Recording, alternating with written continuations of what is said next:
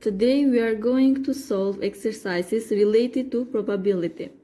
Let's start with exercise 1 found on your book. A coin is thrown twice and the outcome for each is recorded as head or tail. The possibility diagram could be drawn as shown. We have to complete this diagram. Then find the probability that the coins shown the same face, the coins both show heads, there is at least one head, there are no heads. Let's start by completing the diagram which shows the possible outcomes.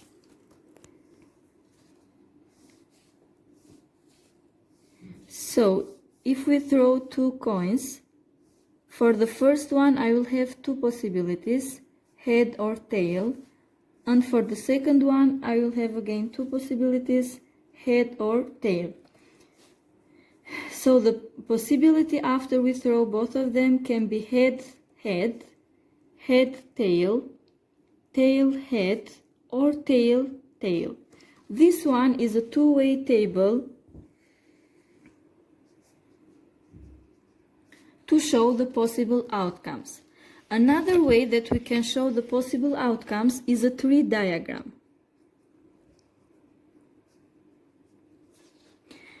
At the beginning, we can take, after we throw the first coin, we can have two possibilities, head and tail. When we throw the second one, again we'll have the possibility to have head and head, or head and tail, or tail and head, or tail and tail. So the possible outcomes will be head, head, head, tail, tail, head, or tail, tail. So in total we have 4 possible outcomes for this event. Now we have to find the probability that the coins show the same face. Let's come to our possible outcomes. To find the number of possible outcomes which show the same face means to have both head, head, or tail, tail. So the number of the favorable events in this case can be 2. So probability for having same face is 2 over 4 or 1 over 2. Now we have to find the probability that the coins both show heads. So again, if we go to our table or at our tree diagram, we'll show the possible outcome which has both heads. In this case, it is only one possible. So, head, head, it is what? 1 over 4. Let's find the probability that there is at least one head. At least means it can be one or more than one head. So if we take a look at our table, I have one possible outcome which has 2 heads and 2 others which have 1 head. So the possible outcomes in this case are 3. The probability for having at least one head will be 3 over 4. Now let's find the probability that there are no heads. Again, if we have a look at our possible outcomes, the only case when there is no head is this one, when we have tail, tail. So the probability for having no head will be 1 over 4. Exercise 2. 2 dice are thrown and the product of the 2 numbers is recorded. Draw a suitable possibility diagram to show all possible outcomes. Find the probability that the product is 1, the product is 7, the product is less than or equal to 4, greater than 4 is a prime number or is a square number. So what is given to us? It is given that 2 dice are thrown and we have to find all the possible outcomes. We know that to find the possible outcomes of an happened event, we have first to show it by using a two-way table or a tree diagram. Since a dice has 6 faces and the possible outcomes will be a large number, more easy for us will be to use a table, two-way table. So let's start with A and show all the possible outcomes. When we throw the first dice, we know that the possible numbers that can come are 1, 2, 3, 4, 5, or 6. So I'm showing the first dice horizontally. If I throw the second dice, I know that I will have again the same possibilities. 1, 2, 3, 4, 5, 6.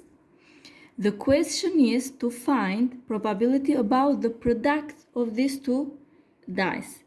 So I have to find the product if one of the dice is thrown and the result is 1 and the other one is 1, it means the product will be 1.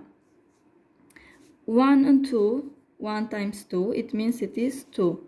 3, 4, 5, 6. 2 times 1 is 2. 4, 6, 8, 10, 12. 3 times 1, 3. 3 times 2, 6. 3 times 3, 9. 12, 15, 18. 4 times 1, 4. 4 times 2, 8. 4 times 3, 12. 4 times 4, 16. 4 times 5, 20. 4 times 6, 24. Same thing for 5 and 6. So it is 5, 10, 15, 20, 25, 30. 6 times 1, 6, 12, 18, 24, 30, 36. So in total I will have how many possible outcomes? 36 possible outcomes. Let's continue with B. We have to find the probability that the product is 1. So if we take a look on these possible outcomes, we'll see that I have only one possible outcome, which is 1.